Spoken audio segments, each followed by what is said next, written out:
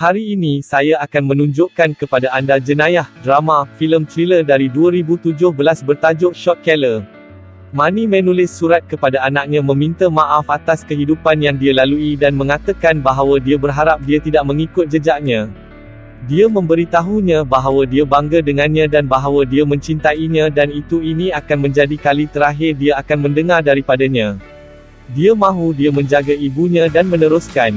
Wang menutup sampul surat apabila penggera mula berbunyi. Pengawal bergegas ke blok sel dan mencari bahawa salah seorang banduan telah menggantung dirinya. Roberts, seorang pengawal, meletakkan Wang dalam belenggu dan mengarah dia keluar dari blok sel. Wang menerima kertas keluarannya, $200 dan ID sementara. Pengawal itu mengucapkan selamat maju jaya dan menunjukkannya ke sebuah van yang membawanya ke stesen kereta api. Wang dipenuhi oleh shotgun dan Howie apabila dia turun dari kereta api. Mereka menjemputnya dan beritahu dia mereka akan membawanya keluar makan malam dan membelikan dia pakaian baharu. Kutcher, seorang pegawai polis, dimaklumkan tentang seorang penjenayah yang disabitkan bersalah menahan seorang remaja perempuan tebusan di rumahnya. Dia pergi ke pintu dan mengetuk tetapi tiada jawapan. Sebaliknya, dia ditembak melalui pintu, tetapi dia memakai vest. Kutcher masuk dan membunuh pesalah. Rakan-rakan Manny membawanya ke pesta dengan banyak minuman dan bahan. Dia pergi ke bilik air untuk mencuci mukanya dan cuba bertenang. Sila like dan subscribe channel kami. Terima kasih. Apabila dia keluar, terdapat seorang gadis berbaring di atas katil di dalamnya saman hari jadi, menunggu dia. Dia menyuruhnya memakai semula pakaiannya, kerana dia bukan seorang yang sederhana. Setelah kembali ke ruang tamu, tembakan dilepaskan melalui tingkap, salah satu peluru mengenainya gadis itu. Rakan-rakan Manny mengiringi dia keluar dan Howie, ahli kumpulan yang lebih muda, memberinya tumpangan. Akhirnya, Manny telah memakainya pullover dan menurunkannya. Dia memberitahu Howie dia akan mendapatkan sebuah hotel dan menemuinya di sana pada waktu pagi dengan 2 telefon bimbit prabayar. 10 tahun lebih awal, Wang bermain bola keranjang dengan beberapa rakan kerjanya. Dia membincangkan beberapa rancangan perniagaan dengan Tom di bilik persalinan dan merancang membincangkannya dengan lebih lanjut semasa makan malam pada malam itu. Wang pulang ke rumah dan menyapa anaknya, Josh, yang sedang makan malam di dapur. Dia naik ke atas dan menyapa isterinya yang bercakap tentang projeknya dia bekerja untuk sekolah reka bentuk. Mereka berdua bersiap sedia untuk keluar makan malam bersama Tom dan isterinya. Mereka semua berseronok semasa makan malam, berkongsi beberapa botol wine. Dalam perjalanan ke rumah, Wang mendorong, dan mereka semua mula bercakap tentang perkara yang perlu dilakukan untuk malam temu janji mereka yang seterusnya. Wang terganggu dan melanggar lampu merah, menyebabkan mereka mengalami kemalangan kereta dan membunuh Tom. Dia masuk penjara kerana membunuh. Peguamnya memberitahunya bahawa dia akan menjadi menghadapi 7 tahun penjara jika dia cuba melawannya, tetapi jika dia menerima pengakuan itu, dia hanya akan melihat pada 16 bulan. Isterinya datang untuk bercakap dengannya dan dia menerangkan keadaan. Dia mahu menyelamatkannya dan membawa kes itu ke mahkamah, tetapi Manny memberitahunya bahawa dia mempunyai yang lebih baik peluang untuk pulang kepadanya lebih cepat jika dia menerima sahaja rayuan itu. Pada masa kini, Kutcher bertemu dengan rakan pegawainya dan membincangkan perkara itu perdagangan senjata api yang mereka cuba hapuskan. Rakan sekerjanya mencadangkan agar dia tidak melakukannya sejak itu baru seminggu dia ditembak, tetapi dia berkeras untuk menjadi sebahagian daripada patung itu. Howie bertemu dengan Manny di hotelnya keesokan paginya dan mereka memandu ke kedai bunga tempatan. Di dalam, Manny meminta untuk bercakap dengan Herman, dan mereka bercakap di bilik belakang. Mereka membincangkan perdagangan senjata api dan siapa yang bertanggungjawab. Herman telah meminta wang khusus untuk kerja ini. Selepas itu, Howie dan Manny pergi ke kedai makan di mana Manny bertanya kepada kanak-kanak itu bagaimana dia mengetahui tentangnya senjata api di tempat pertama. Howie memberitahu dia terserempak dengan mereka semasa dia berkhidmat di Afghanistan. Senapang patah muncul di kedai makan dan meminta untuk bercakap dengan Manny di luar. Dia menjelaskan bahawa dia mengetahui siapa yang memandu di majlis itu pada malam sebelumnya dan dia mahu mengejar mereka. Wang menjadi marah dan memberitahu senapang patah untuk melupakannya, sekurang-kurangnya sehingga mereka menyelesaikan perjanjian senjata itu, bahawa mereka tidak perlu menarik perhatian kepada diri mereka sendiri. Wang berhadapan dengan Howie dan kecewa dengannya kerana memberitahu Shotgun tempat untuk mencarinya. Dia buat jelas Howie hanya perlu menjawabnya. Kemudian, Manny mendaftar masuk dengan pegawai parolnya Kucha, yang mengambil gambar tatu gengnya untuk memastikan dia tidak mendapat tatu baharu. Kucha bertanya kepadanya tentang parti pada malam sebelumnya dan Manny menafikan dia berada di sana. Dia mengeluarkan resit untuk hotel tempat dia menginap sebagai bukti, tetapi Kucha tidak mempercayainya. Yang Manny berada di dalam bas dalam perjalanan ke penjara, tempat dia akan disimpan dengan banduan yang lebih berbahaya kerana tuduhan membunuhnya. Banduan dikawal di dalam tempat banduan lain memanggil kucing dan mengusik mereka. Wang mencari tempat tidur dan mengendap di dalamnya. Pada malam itu, apabila pengawal yang bertugas keluar untuk pergi ke bilik A, beberapa daripada mereka yang lebih tua banduan menahan dan mendera salah seorang banduan baharu. Wang memutuskan bahawa dia tidak akan menjadi mengambil kesempatan semasa dia di sini. Keesokan harinya, di halaman penjara, Wang berhadapan dengan banduan yang nampaknya sudah mempunyai masalah dengannya. Melihat bahawa banduan yang lain sedang menonton, Manny memutuskan untuk melemparkan tumbukan pertama dan memukul lelaki itu. Pengawal memecahkannya dengan menyembur lada lelaki dan mengiringi Wang ke sel. Keesokan harinya di halaman rumah, Manny diminta untuk bertemu dengan beberapa banduan lain yang melihat apa yang dia mampu dan mahu merekrutnya. Mereka ialah geng supremis kulit putih dan ketua mereka, Botol, menasihatinya untuk menyertai geng dengan cepat, kerana tiada siapa yang berjaya dalam penjara sendirian. Beberapa ketika kemudian, Manny mengadakan lawatan dengan isterinya Kate dan dia memberitahunya perkara itu isteri Tom akan menyaman mereka atas kematian suaminya yang salah. Wang mengarahkan dia menjual rumah itu untuk membayar tuntutan mahkamah, tetapi dia enggan. Dia memberitahunya dia akan berhenti dari sekolah reka bentuk dan mendapatkan pekerjaan. Ini mengganggu Manny dan dia membuatnya berjanji tidak akan membiarkan kesilapannya menjejaskan hidupnya. Wang bersetuju untuk menyertai kumpulan itu, dan sebagai ujian, mereka menyuruh dia menyeludup belon penuh dadah dari tingkat utama ke halaman. Apabila Wang bertanya bagaimana dia sepatutnya melepaskan diri daripada perkara ini, dia diberitahu dia perlu menggunakan pelincir dan memanjangkannya punggung. Dia dengan berat hati bersetuju, sudah bimbang tentang apa yang mungkin berlaku kepadanya jika dia mengecewakan mereka. Dia memasukkan belon pada malam itu, dan keesokan harinya di halaman, salah seorang ahli menjaganya semasa dia mengeluarkannya dan kemudian membawanya kepada Botol yang berpuas hati. Pada masa kini, Manny melawat Kate isterinya dan pergi makan malam bersamanya.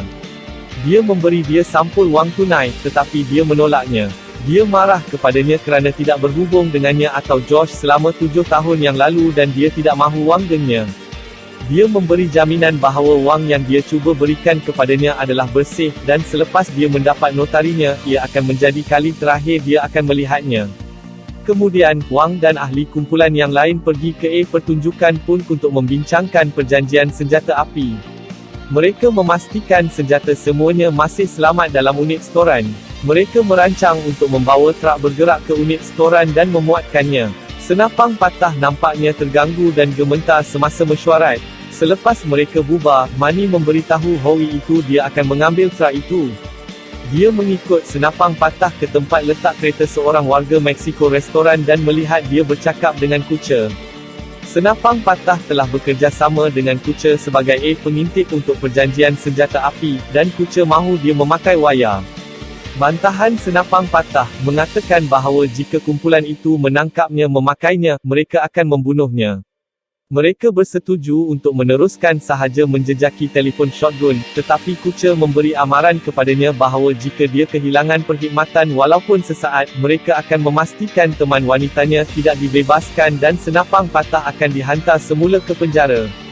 Wang, yang kecewa dengan apa yang dilihatnya, kembali ke bilik hotelnya untuk bersenam dengan gelisah. Dia membelik gambar keluarganya dan meletakkan semua barangnya dengan kemas di atas katil. Kate pergi melawat Manny keesokan harinya, untuk memberitahu dia bahawa dia mendapat wang yang disahkan oleh notari. Dia membawa Josh, walaupun Manny tidak mahu dia melakukannya. Josh kecewa dengan dia kerana tidak berhubung dengan mereka sekian lama dan dia merayu bapanya untuk pulang bersama mereka boleh menolongnya. Wang menolak dan memberitahu Josh supaya melupakannya dan menghempas pintu ke mukanya. Tidak kira betapa dia mahu, dia tidak boleh melibatkan mereka dalam kehidupan baharunya.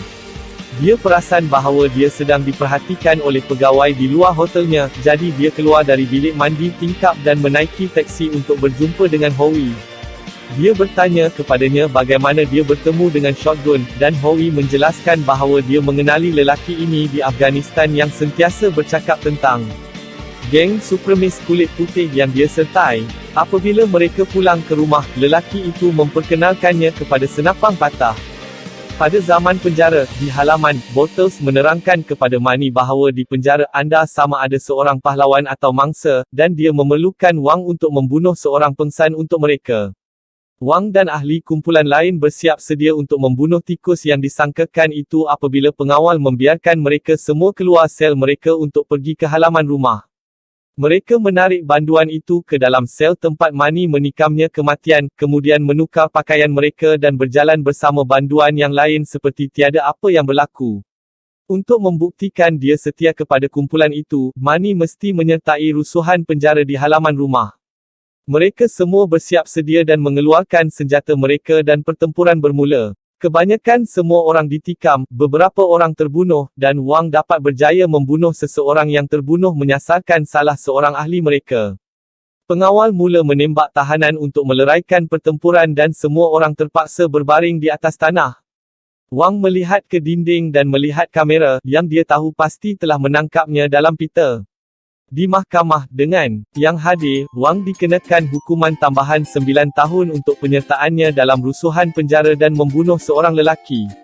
Semasa dia dibawa pergi, dia memberitahu Kate untuk melupakannya. Wang dibawa ke bahagian keselamatan yang lebih tinggi di penjara dan diberi sel baharu dengan banduan lain.